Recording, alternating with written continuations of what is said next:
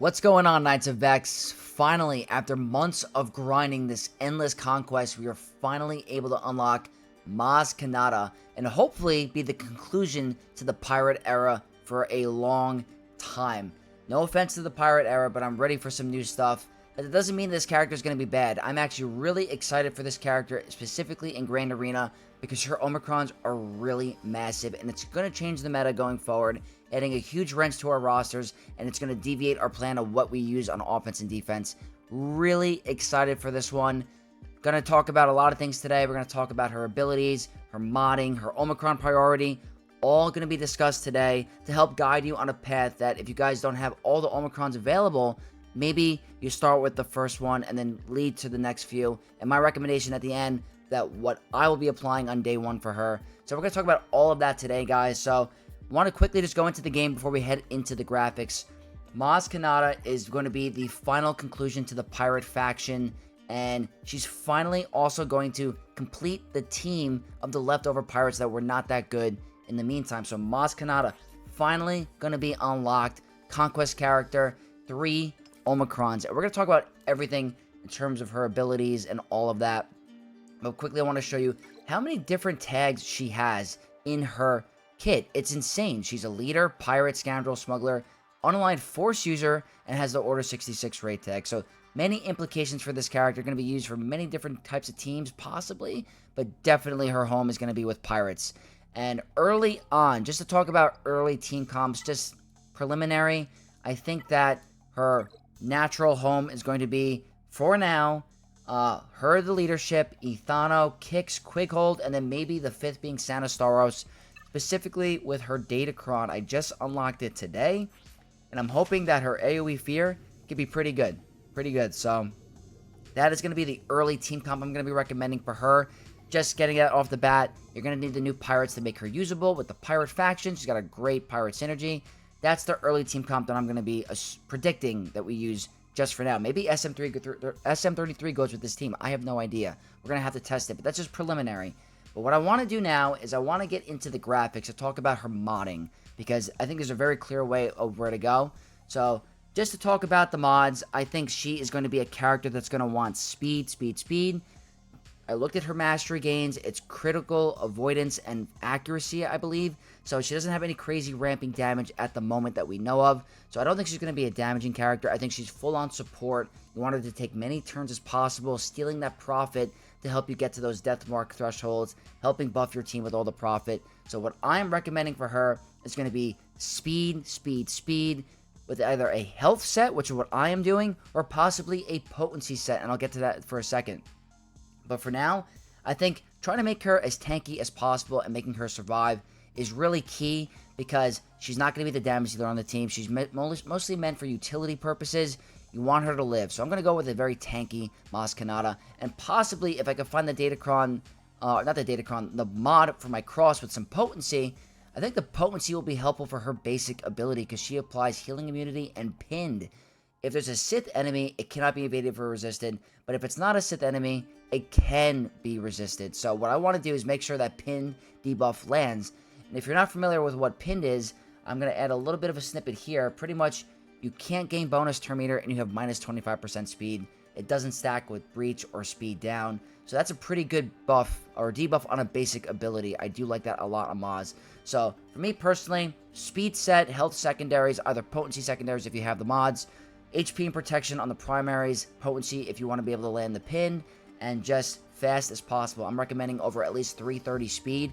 If you can go faster than that, really good for you. Tie that in with her leadership Omicron. That's another plus 30 speed. She's going to be at 360, 370 speed. Those are the numbers you're going to want to go for her. You want her to be a very fast character. So that is going to be the modding. Now, what I want to talk about is specifically her different Omicron abilities. So going into the first one, I want to talk about the special 2 Omicron, and we got to talk about the ability first.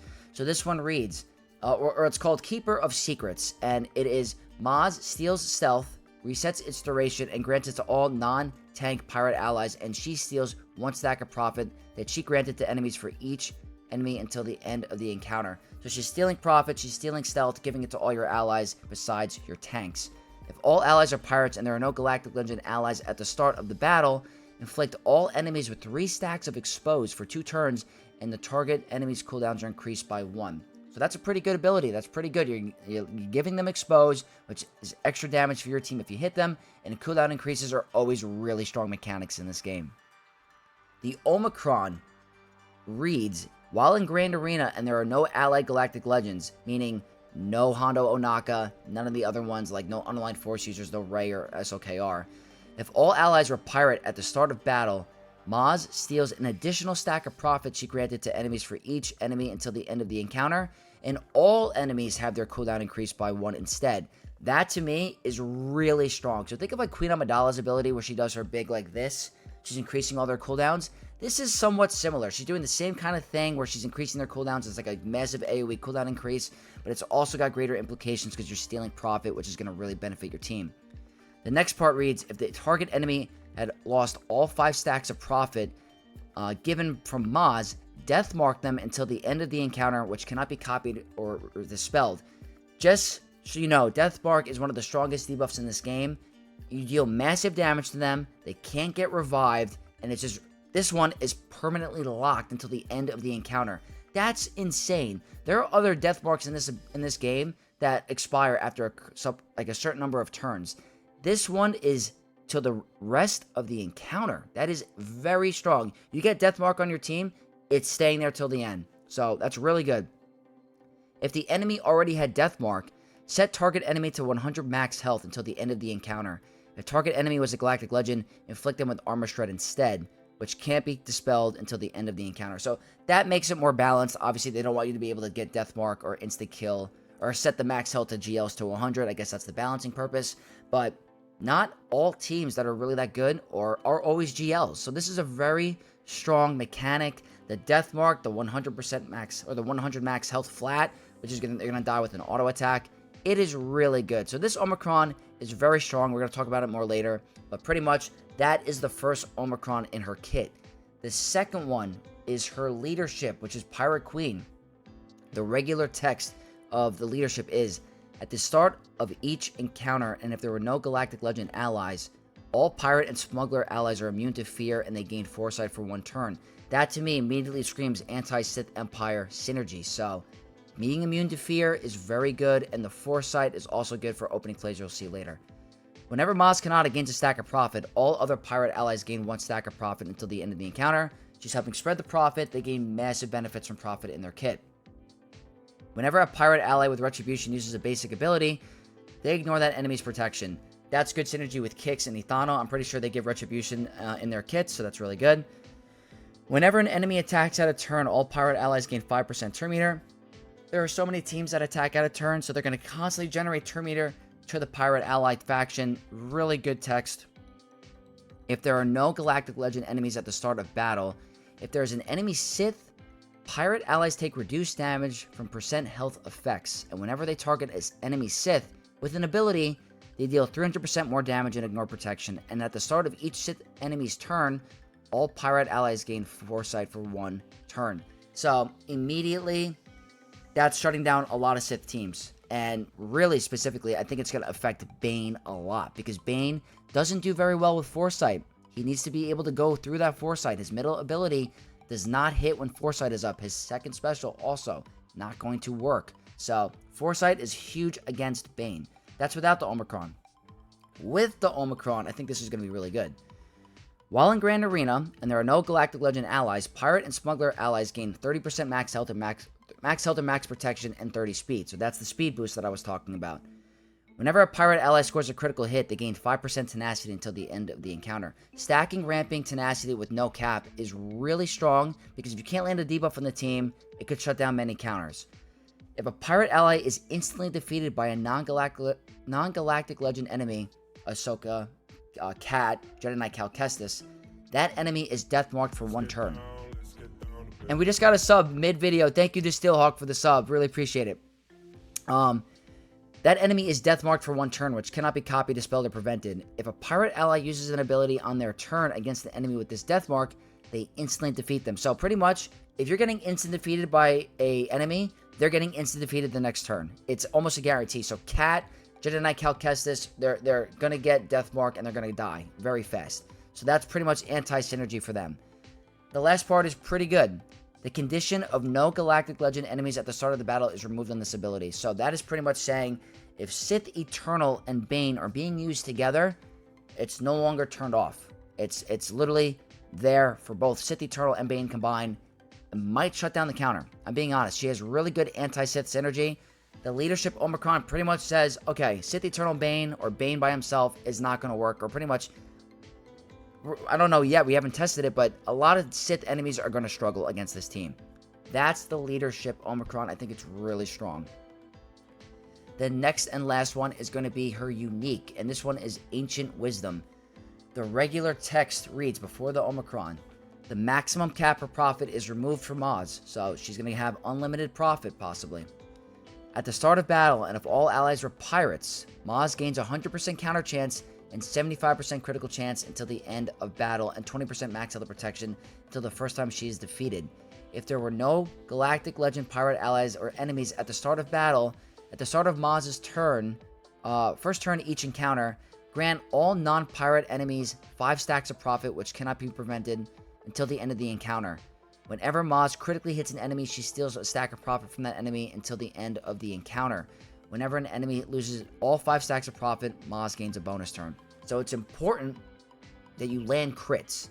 The good thing is that her mastery has critical chance. I don't know if I mentioned that earlier. She has a lot of critical chance in her mastery gains. So she's going to have a good percentage. That's going to be definitely over 100. So that's why I didn't recommend critical chance in her kit. I think she's going to have more than enough to land those crits. Unless they have critical hit immunity, that's different.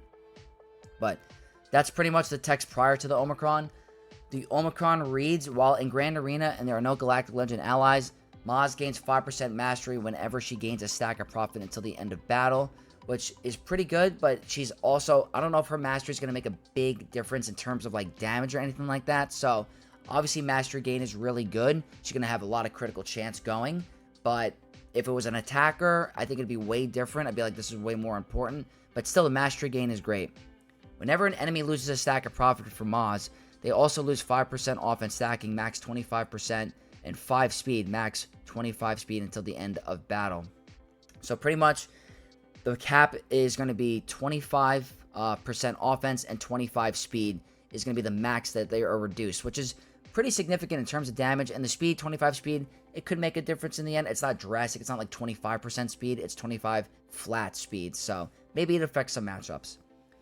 Whenever a pirate ally inflicts a debuff in their turn, they deal true damage to all enemies once per turn. This damage can't defeat them. So this reminds me of like Malicos, where he has an ability where it deals true damage, I believe, and maybe Darkside Ray. It's a true damage thing where it's not going to defeat them, but it'll do a little bit more damage in case they have like extra resist or something like that. So it's definitely a luxury. It's nice, but definitely not a bad Omicron to have. Obviously, the mastery gain is cool.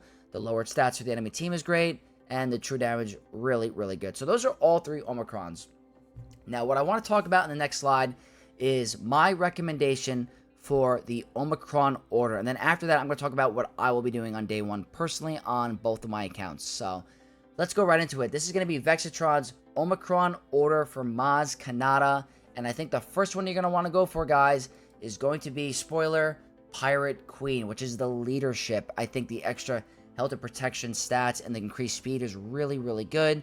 I think that alone is very well, because extra speed in this game, being able to go first, is a huge advantage, and the synergy that she's getting with the anti-Sith stuff are very, very strong.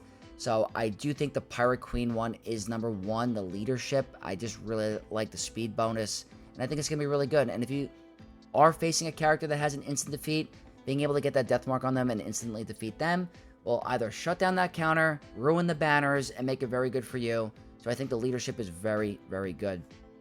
The second one I want to talk about, and I'm recommending for number 2, is Keeper of Secrets. I think the AoE cooldown increase is going to be really strong, and also I just really like just the death mark stuff. I think it's a really cool ability. And when you just talk about it, like, the armor shred on GLs is nice. I mean, I just really like that she's stealing an extra stack of profit as well, because the more profit she's stealing, the more chance they have a death mark, the more profit you're giving to your team. I think this one is also a very good one to have, and again, the cooldown increase is really good and annoying in some matchups. It's going to tilt your opponent. If they already have Death Mark, they get a flat 100% max health. That's pretty much an instant defeat. So I do think this is going to be a really good one to have. I think it's going to be number 2 in the priority. And that leaves the third one, in my opinion. And that does not mean it's bad. It does not mean it's bad at all. I'm just going in order for what I think is necessary for, importance. It's going to be the unique Ancient Wisdom. And like I said, it doesn't mean it's bad. You're going to be getting increased mastery, which I don't think is the best part of the thing. I think the lowered stats are really good. I think you're going to be lowering their damage. 25% less offense is good. 25 less speed is nice. And the true damage is always a plus. But I don't know if it's going to make the biggest difference. I think this one is more of like a luxury. But I still think it's pretty good. Not bad. Like Jocasta News Basic, I think is bad. Maz's all 3 are not terrible. I think they're all going to have relevance in Grand Arena, and they're all going to be very good. So just wanted to talk about the Omicron Order for her. I think she's going to be a great character. And now you guys are curious, what is Vex going to be doing on day 1?